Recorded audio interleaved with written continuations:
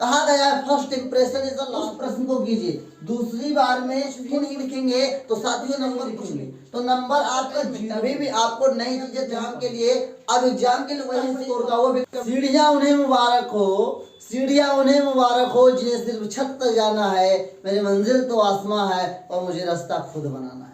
मेरे प्यारे साथियों, आप सभी लोगों का बहुत बहुत स्वागत करता हूं आज के से ऐसी वीडियो में जिस वीडियो की डिमांड हर स्टूडेंट्स को एग्जाम के टाइम होती है। साथियों, आज हम लोग बात करने वाले हैं परीक्षा पे चर्चा 2023 के बारे में। हाल ही में मोदी जी ने परीक्षा पे चर्चा पे बात की है, तो उसी के ऊपर मैं कुछ बात आप सभी के साथ करना चाहता हूँ। आज मैं बात करूंगा कि बोर्ड एग्जाम में चाहे जो सब्जेक्ट हो, उस सब्जेक्ट की कॉपी को कैसे लिखें और जिससे कि हमारा अच्छा स्कोर हो। कॉपी को लिखे कैसे, उनका स्वरूप कैसे हमें निर्धारित करना चाहिए, ये बहुत इंपॉर्टेंट होता है साथियों।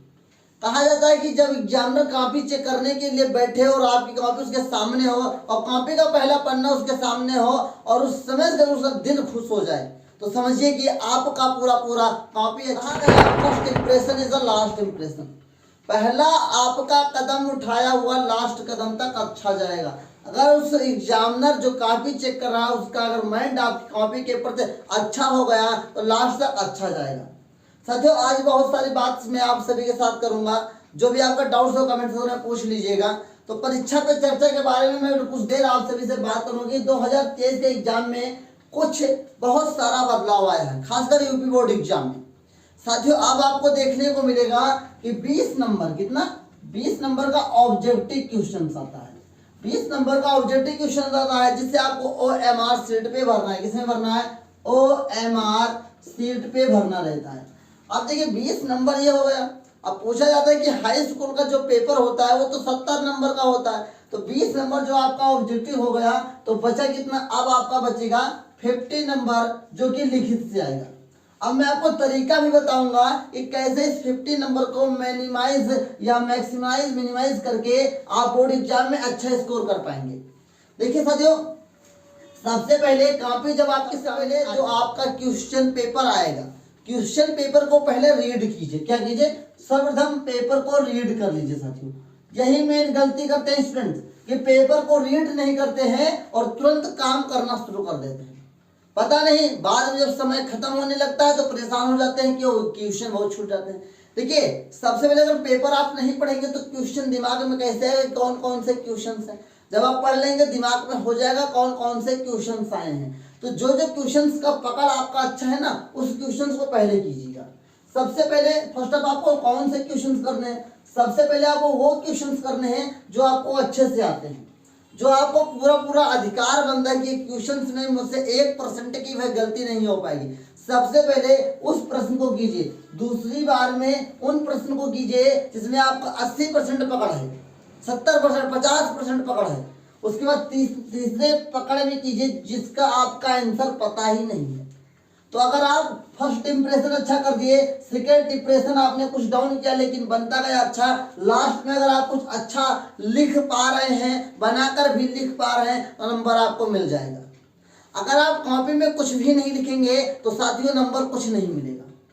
अगर आप खेत में जाएं और एक भी बीज न डालें और पहले डर जाएं कि भाई बरसात होगा, कैसे गेहूं पैदा होगा, तो अगर आप बीज डालेंगे ही नहीं तो खेत में अनाज उपजाऊ या उपज होगा ही नहीं। लेकिन चांस ये बनता है अगर आप बीज डालते हैं तो 100 दाने डालते हैं तो 100 में से अगर ज़्यादा खराब होगा तो 80-50 तो उगेंगे ही। ठीक उसी प्रकार ये एग्जाम में भी काम करता है साथियों, यही सूत्र कि एग्जाम में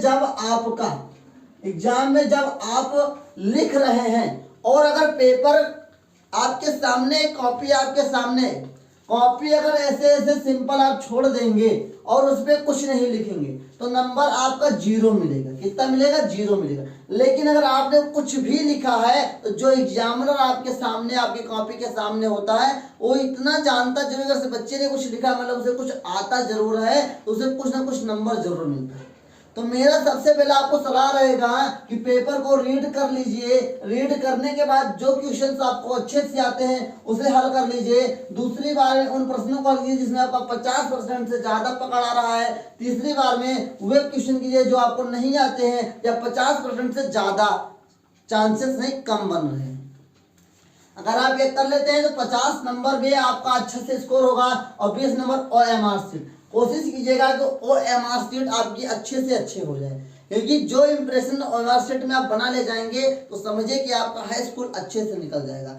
ये देखिए तरीका होता है कॉपी को लिखने का। अब बहुत बच्चे क्या गलती करते हैं, देखो एग्जामिनर का कहने का मतलब आप सीरियल वाइज हल की, अगर आपको आता है पूरा पूरा पेपर तो सीरियल वाइज हल कीजिए, तब तो कोई दिक्कत नहीं। भाई चांस आपको पेपर पूरा नहीं आ रहा है तो वे प्रश्न पहले कीजिए जो आपको सही तरीके से आता है। अगर आप ऐसा कर ले जा रहे हैं तो इससे होता क्या है कि आपके माइंड का बोझ कम होता जाएगा कि जो मुझे आता तो मैंने कर डाला, बाद में अफसोस तो नहीं होगा कि समय कम बचा, आप कर भी नहीं पाए और खासकर वे नहीं कर पाए जो आपको आता था, तो अफसोस होगा। अफसोस में आप बीमार भी पड़ जाएंगे, तो आगे का पेपर आपके लिए क्या होगा, डिस्कनेक्टिव और आपके लिए दिक्कत पैदा करेगा। तो सबसे पहले उन प्रश्नों को हल कीजिए जो आपको आता है, उसके बाद में जिसमें 50 से ज्यादा पकड़ है, तीसरी बार में जो 50 से कम आपका पकड़ आ रहा है साथियों। इसके बाद में परीक्षा की चर्चा के बारे में मैं कुछ और बातें आपको बता दे रहा हूँ। अभी भी आपको नई चीजें नहीं पढ़ना है। मानते हैं कि 16 फरवरी से एग्जाम स्टार्ट हो रहा है, कितने से, 16 फरवरी से एग्जाम स्टार्ट हो रहा है। उससे पहले कोशिश कीजिए, मतलब 1 ही फरवरी से, कितना, 1 फरवरी से आपको कोई नई चीज नहीं पढ़ना है। आपको 1 फरवरी से कोई नई चीज नहीं पढ़ना है मेरे साथियों, और 1 फरवरी से टोटली रिवीजन करना है। पहले शेड्यूल बनाइए, आपकी क्लास 10th में है तो एक तो आपका वो भी आता है, आर्ट भी आता है। आर्ट चलिए डेली कुछ नहीं, हफ्ता में 1 आर्ट बना लीजिए, हो जाएगा। मानते हैं कि आपका 5 पेपर है, कितना है, 1 2 3 4 5, मानते हैं ये 3 पहले आएंगे 2 बाद में आएंगे, तो इन 3 को डेली कम से कम, या अब हिंदी आ रहा है, हिंदी आप देखो बाय लैंग्वेज, हिंदी हम समझ जाते हैं जल्दी, तो हिंदी में सबसे पहले आपको क्या करना है, अब रिवीजन के लिए सबसे पहले डेली हिंदी को 1 घंटा देना है, 1 घंटा देना है। हिंदी के बाद इंग्लिश मानते हैं, इंग्लिश को देना है आप सभी को कम से कम 2 घंटे। इंग्लिश के बाद आता है आपका मैथ, मैथ को कम से कम डेली 2 ही घंटा दीजिए। मतलब अभी तक लगातार आपको, जब तक पेपर स्टार्ट नहीं होता है तब तक लगातार 5 घंटे की पढ़ाई आपको जरूर करना है।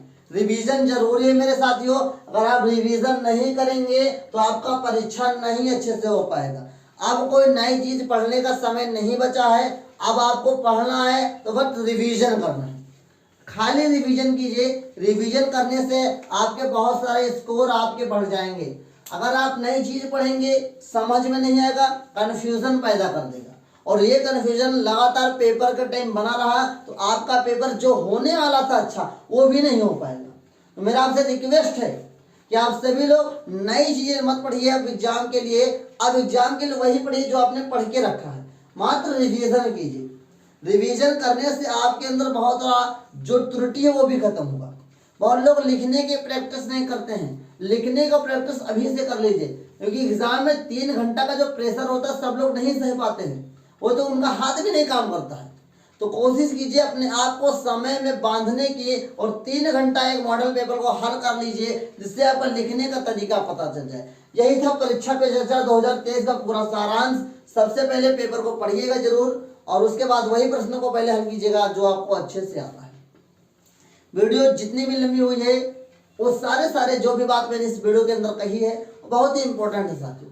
अगर आपने अभी तक वीडियो को देखा है तो कुछ ना कुछ जरूर आपको परीक्षा में मदद जरूर मिलेगी, और जो मैंने बताया अगर आप उसे फुल्ली विश्वास करके आप उसे लागू अपने ऊपर कर लेते हैं तो मेरा विश्वास है कि आपका स्कोर इस एग्जाम 2023 में अच्छा होगा। तो चलिए मिलते हैं एक नेक्स्ट वीडियो में। नेक्स्ट वीडियो बहुत ही जल्द आने वाली है आप सभी के सामने, जो परीक्षा के लिए में मोस्ट इंपॉर्टेंट क्वेश्चंस की वीडियो आएगी। तो उस वीडियो को जरूर देखिएगा। इस वीडियो में रिस्पॉन्स कैसा रहा मेरा और आपने क्या सीखा कमेंट सेक्शन में जरूर लिखिएगा, और आपका टारगेट कितना है स्कोर का वो भी कमेंट सेक्शन में लिखिएगा। मिलते हैं नेक्स्ट वीडियो में, तब तक के लिए जय हिंद, वंदे मातरम।